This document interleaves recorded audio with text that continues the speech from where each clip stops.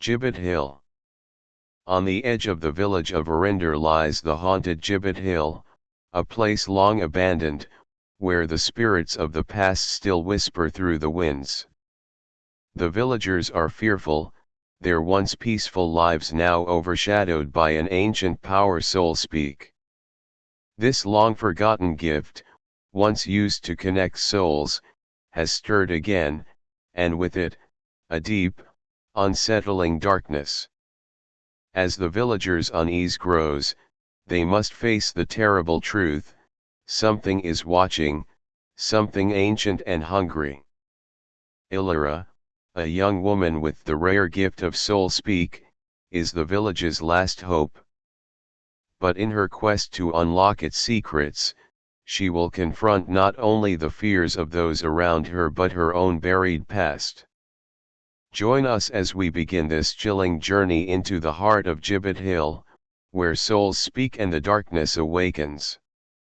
Gibbet Hill, immortalized by Turner in the Liber Studiorum. I passed along a wide straight road, the new high road between London and Portsmouth, and shortly came to the edge of the Punch Bowl and feasted my eyes on its beauty. The fog, which had been heavy in London when I left on this mid-October morning, extended even to Hazelmere and hung in the valleys so that the tops of the shory hills rose like islands from the sea of mist, and in the brilliant sunshine which glorified these upper levels softened and mellowed all the wide expanse of hill and dale and down which ranged between me and the southern coast. The hill gave steeply on all sides save the northwest, where the circular valley opened to the plain below. All the summer tints were chastened and mellowed, all the full colors which the sunshine had glorified had faded into the sear of autumn. The pink and purple of the heather were changed to a brown with only a suggestion of faded color to warm its tone. The bracken was of rich amber and faded yellow, and the myriads of grasses and wild flowers had donned their winter garb, the hues of decay. Through all this rich mass of autumn tints, the broom untouched as yet by the frost sent an emerald flash. The green bushes which fringed the tiny stream running through the valley seemed of supernatural vividness, and the dark green of the pines which covered the western slope and ran down into the valley seemed to assert in some positive way the right of nature to maintain her own color despite all influences. Away to the north and west, past the spurs and shoulders of the hill, the woods and valleys, the copses and villages and hills and ridges ranged in endless succession, and it was after a long pause that I turned from drinking in the beauty of the scene with my heart full of the power and majesty and purifying influence of nature's beauty. Here at last, said I to myself, the soul of man is elevated, and on this higher plane of nature's handiwork the evil of our hearts is lulled. As I turned, however, I started, for as if by the irony of fate there beside me was a grim memorial of man's wickedness and lust for blood, a tombstone by the roadside marking the spot where a century ago a poor seaman trudging on his way from Portsmouth was murdered. But not the stone only was of interest, for by it were three figures which would have arrested attention anywhere. They were only children, but of types that were not common. Two were young Indian girls of an age which by the slower development of English girlhood would be about some 13 or 14 years. Being however of Eastern birth, they were probably much younger. They stood one on each side of the memorial stone, looking almost like heraldic supporters, as each with a slim brown hand resting on an elbow of the stone leaned her face on the hand while looking at me gravely with long dark fathomless eyes. They were both very pretty of their type, and their slim girlish figures were draped in black of some shimmering material made in a half-Eastern fashion, with a wide belt of the stuff round the waist and some kind of dark material wound around the head and acting as a headgear. The third of the group was a little boy of some 10 years old, with hair of spun gold, eyes like blue porcelain, and a winning smile on his rosy face. One might designate him indifferently a cupid or an angel. He was dressed in a dark blood-colored tunic. For a few seconds I stood looking at this group, they regarding me steadfastly without the slightest movement. Then I spoke to them, making some remark about the beauty of the Scene 1. Of the girls said, tapping the stone with her hand as she spoke, "Can you tell us anything about this stone, sir? We are strangers. I am a stranger here myself, but I think we will find it here," I answered as I proceeded to read the inscription which is on both sides of the stone. When I read of the word murder, they all three looked at each other and then at me and shuddered, and strange to say followed the shudder with a smile. I thought they might be frightened, and I hastened to add, "But you need not let this disturb you. It all happened 100 years ago, when the country was very different from what it is now." One of the girls said in a low voice whose tones were peculiarly penetrating, "I hope not, I trust not." And the little boy looked up at me with a laugh and said, "I suppose if there were a murder now, someone would be stuck up on Gibbet Hill." "Hello, young man," said I, "you know all about it. I see. I am going up to the hilltop to see the memorial cross. Will you come and see where they put the murderer?" "With pleasure," he said with an air of almost supernatural gravity.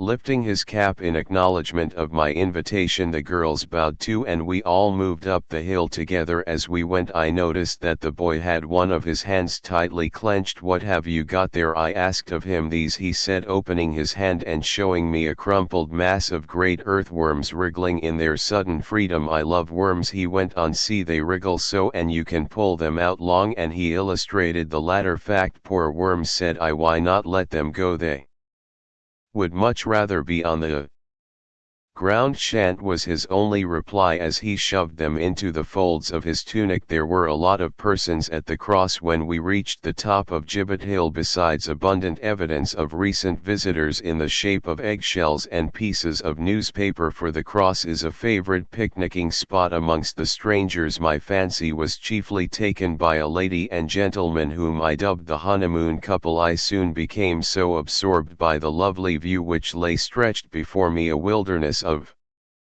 rising hilltops with green woods and rich valleys, that I quite forgot my young companions. I went to the edge of the steep hill and sat down, looking eastwards, and lost myself in the beauty of the scene. Presently I remembered my young companions and looked around for them, but they had quite disappeared. There was not a sight of them anywhere around. My departure from London had been early, and the walk from Hazelmere in the blazing October sun a little fatiguing, so after a while, when I had been all around the summit of the head and had, so to speak, boxed the scenic compass, I took my way to a deep shady grove of hazel and beech with tall pines rising over all. One of those dense copses that creep up from the valley throw jagged spikes of greenery up the slopes of the hill. Here there was the very perfection of autumn fullness. The undergrowth grew luxuriantly under the shelter of the clustering pines, the brown of the bark and the bluish bloom of the foliage of the pines. As one gazed into the half-dim aisles between them, the sweet aromatic odor which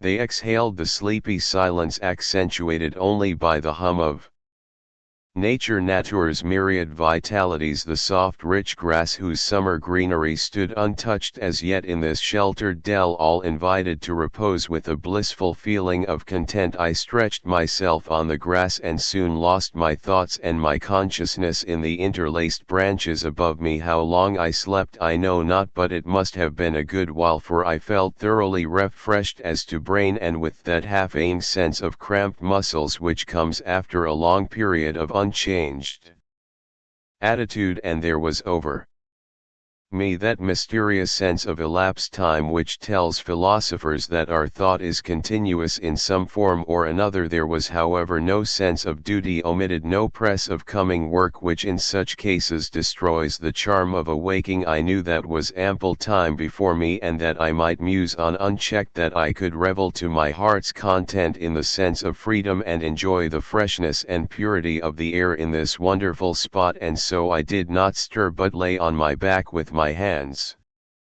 under my head, looking up into the branches and watching the gleams of light struggle through the tracery of leaf and branch, I thought of many things in that luxurious half-dreamy way which belongs to the leisure of an habitually busy man, taking up a thread of thought and dropping it again, swaying between general and particular ideas in always ways, realizing that greatest of pleasures, intellectual leal. There was in the air the same faint hum of varied sounds which had at the first lulled me to sleep, but somehow the volume was richer than before, more full and satisfying to the ear, and with a special significance, as if not only all nature was speaking, but that there was some one voice amongst the myriad more potent than the rest. I listened with a growing interest, and the sound seemed to take a more definite place amongst nature's harmonies. It was not as if it grew in loudness, but merely as if the vibrations accumulated, coming in waves more quickly than they could die away. Gradually all the other noises seemed to die away, and I heard only this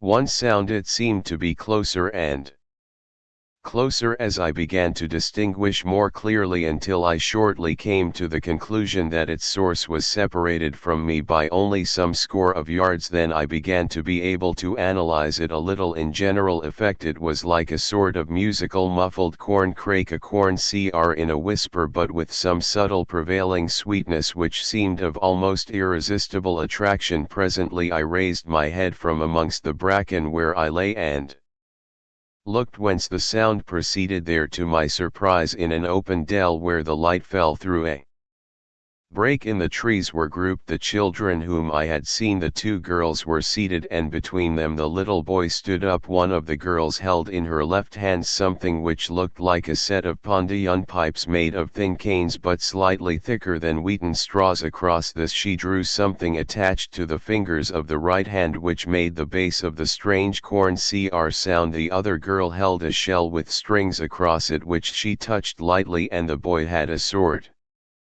of reed flute which gave forth a peculiarly long sweet note, but which blended in the mass of music. Then the girls joined in a sort of monotonous chant of strange sweetness, but very, very faint. They were all three looking well to one side of me. By and by the girls stood up. They all turned slightly, and I could see that they were evidently turning slowly in a complete circle, as though seeking in every direction around them. As they began to face my direction, I sank down again into the bracken so that they might not see me, for the affair began to absorb my interest. I took care, however, to peep through the fronds of the brain and see all that went on. A very short time elapsed before my attention was diverted, and in not the most pleasant of ways, hearing a stir and rustle among the dead leaves beside me, I looked round and almost jumped to my feet, for there, close by and approaching closer, was a large snake of the blind worm species. It came straight towards me and actually passed over my feet. I did not stir, and it went on heeding me no more than if I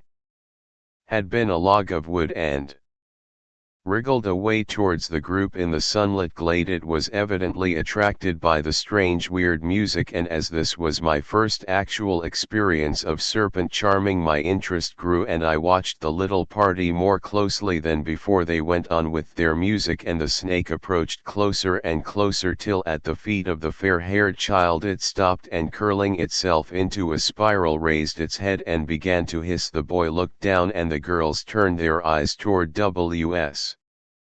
him, but the music did not stop for a moment. On the contrary, it grew something quicker. Then the snake twined itself around the child's ankle and began to climb its way up his body, wriggling round and round his leg and thigh, and up till at last it crawled along the arm that held the flute. Then suddenly the music stopped. The two girls stood up, and the boy stretched out his arm with the snake wound around it. With his hand stretched out wide open, the palm upwards, the snake remained perfectly still, as if transformed into stone.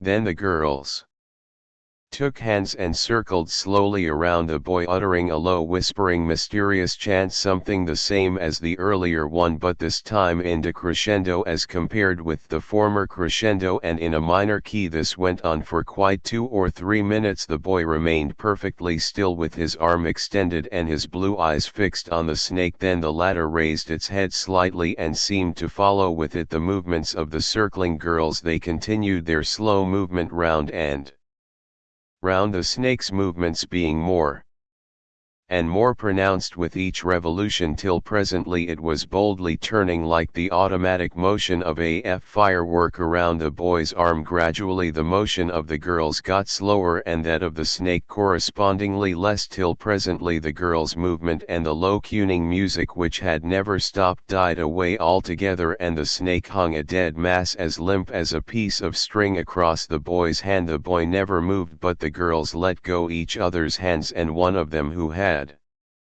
stopped just in front of the boy, took the snake by head and tail and seemed to gently pull it out straight. When she let it go, it lay across the boy's hand as stiff as a piece of wood. There was something uncanny about this which recalled to me recollections of a man whom I had once seen in a cataleptic fit, and whose body retained any position into which it was put, no matter how grotesque or how uncomfortable or strained. The snake seemed to be under some similar condition, and with strange curiosity I awaited the next development. The boy continued impassive, his hands still stretched out and the snake resting across it. The girl stood a little in front of and on either side of him, so that the outstretched hand was midway between them. Then began some questioning between them in a language which I presumed to be some form of Indian, but which I did not understand. Both voices were sweet with a peculiar penetrating power, but one of them I seemed instinctively to fear, although it was the sweeter and softer of the two somehow, and the idea was quite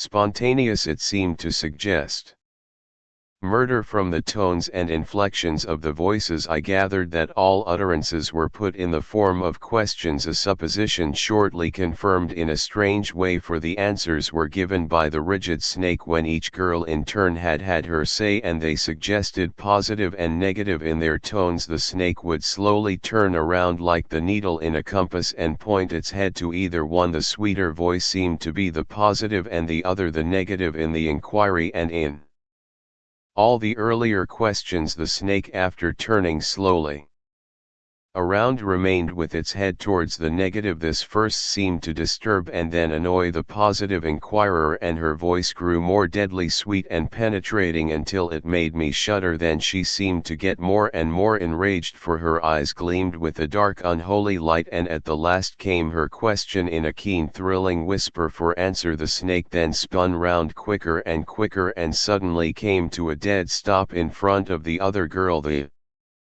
disappointed one gave one fierce short sharp sound like a dog's bark, whilst a look of deadly malice swept over her face and then passed away, leaving it as serene as before. At the same instant the rigidity of the snake collapsed, and it hung for an instant as limp as before, and then slipped to the ground and lay there all in a heap without motion, as if dead. The boy started as though from sleep to waking and began to laugh. The girls joined in the catenation, and in an instant the glade which had seemed so weird grew instinct with laughter as the children chased each other into the recesses of the wood and disappeared from view. Then I rose up from the bracken where I lay. I could hardly believe my eyes, and thought that I must have been sleeping and have dreamt it all, but there lay the seemingly dead snake before me as a palpable evidence that I had beheld a reality. The sun was far in the west when I had finished my stroll through the laneways and copses upon the Whitley side of Hindhead, and found myself once more at its highest point on Gibbet Hill. The place was now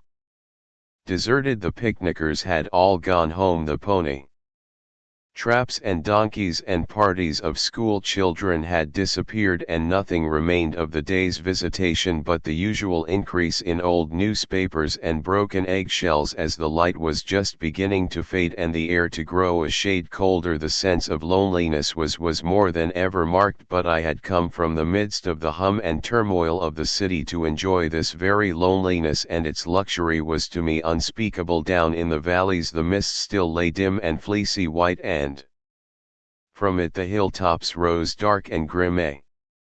A belt of cloud fringed the whole horizon, and above it stretched a sea of sulphur yellow, flecked here and there with little clouds of white, which, swimming high above the level of the hill, caught the last splendors of the sun. Now obscured by the horizon, one or two stars began to twinkle through the darkening sky, and a stillness that seemed sentient stole up through the valley and reached to where I sat. Then the air grew colder and the silence became perfect. The stars swam out into the sky, which had now a darker blue, and a soft light fell on the scene. I sat on and drank in the wondrous beauty in which I was immersed. Weariness of mind and body seemed of the dim past, and as if they could never again be other than a sad memory. In such moments a man seems almost to be born again, and to have every faculty renewed to the full. I leaned with my back against the great stone cross, and putting my hands behind me clasped my arms around its back so as to change my position and be able to enjoy more fully the luxury of rest. Suddenly, without a word of warning, each hand was grasped from behind and held tight in a pair of hands, thin and warm, but so strong that I could make no movement, and at the same time a scarf or shawl of some light fleecy but thick material was thrown over my face and drawn tightly from behind, holding my head close to the stone. So pinioned and gagged I could neither move nor speak, and had perforce to await the coming events. Then my hands were tied with a string put around the wrists and drawn tight so that I was fixed more firmly than before. I could hear no sound, and took it for granted that I was being prepared for robbery. I was alone, far away from everyone, and in the hands of men stronger than I was myself, and so resigned myself to the situation as well as I could, secretly thankful that I had only a small sum of money with me. After a time which seemed long but which was probably of but a few minutes' duration, the scarf was pulled down so far that my eyes were free, though my mouth was still covered, and I was unable to cry out for a few moments. I was too much surprised even to think as strange what I saw before me. Instead of burly footpads with rude manner and coarse force, there were the three children who had arrested my attention earlier in the day. They stood before me perfectly still and silent for a little while, their eyes being the only features which expressed either consciousness or interest of any kind. Two of them, the boy and one girl, then smiled on me with an amused superiority, while the other, she who in the glade had exhibited such anger, smiled with a deadly cold hate which, bound as I made me shudder. This latter then approached me closer, the others remaining quite still and looking on with their superior amused smile. She took from her waist, where it was concealed in the folds of her dress, a long sharp dagger, thin, double-edged and lethal looking. This she proceeded to flourish before me with extraordinary dexterity and rapidity. Half the time its keen edge actually touched my skin, and the contact made me wince, and on she would dart towards my eyes till I could feel its cold point actually touching my eyeballs. Then she would, as if hurl herself at me with the point of the deadly weapon directed to my heart, but would stop just as it seemed that my last moment had come. This went on for a little while, but short though it was, it seemed endless. I felt a cold chill, a strange numbness growing over me. My heart seemed to get cold and weak, colder and colder, weaker and weaker still, till at length my eyes closed. I tried to open them, succeeded, tried again, failed, succeeded, failed, and at length consciousness passed away from me. The last thing I remember seeing with my waking eyes was the gleam of the long Knife in the starlight as it moved in the young girl's dexterous play. The last sound I heard was a low laugh from all three of the children. The voice in my ears was dim and distant, but it gradually grew louder and the spoken words became intelligible. Wake up, man, you will get your death of cold." Coldly the words struck home, for there was at my heart a numbness and a chill as of death. My consciousness struggled back into existence and I opened my eyes. It was now much brighter, for a great yellow moon had arisen and the common was flooded with its light. Beside me were two persons whom at once I recognized as the honeymoon couple of earlier in the day. The man was bending over me and was shaking me roughly by the shoulder, whilst the lady stood by looking on anxiously with her hands clasped. "He is not dead, George, is he?" I heard her say. The answer came, "No, thank goodness, he must have fallen asleep. It is a mercy that you had the inspiration to come out and see the moonlight view from here. He might have died of cold. See, the ground is white with the frost already. Wake up, man, wake up and come away." "My heart," I murmured, "my heart," for it was icy cold. The man looked more serious and said to his wife, "Bella, this may be serious. Could you run back to the hotel and send someone if necessary? It may be that his heart is affected." "Certainly, dear. Shall I go at once?" "Wait a minute first." He leant over me again. The past was coming back to me quickly and I asked him, "Did you see anywhere some children, 2 Indian girls and a fair-haired boy?" "Yes, hours and hours ago, as they went down the London road on a tricycle. They were laughing and we thought them the prettiest and happiest children we had ever seen." "But why, my heart, my heart?" I cried out again, for there was a coldness which seemed to numb me. The man put his hand over my heart but quickly tore it away again with a cry of terror. "What is it, George? What is it?" almost shrieked the lady, for his action was so sudden and unexpected that it thoroughly frightened her. He stood back and she clung frightened to his arm as a large blind worm wriggled itself out from my bosom, fell on the ground, and the mystery of Gibbet Hill has unraveled, and the villagers of Eryndor have faced their darkest fears.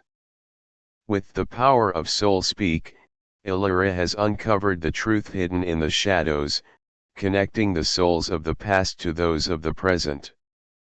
But while the darkness has been pushed back, it has not been vanquished entirely.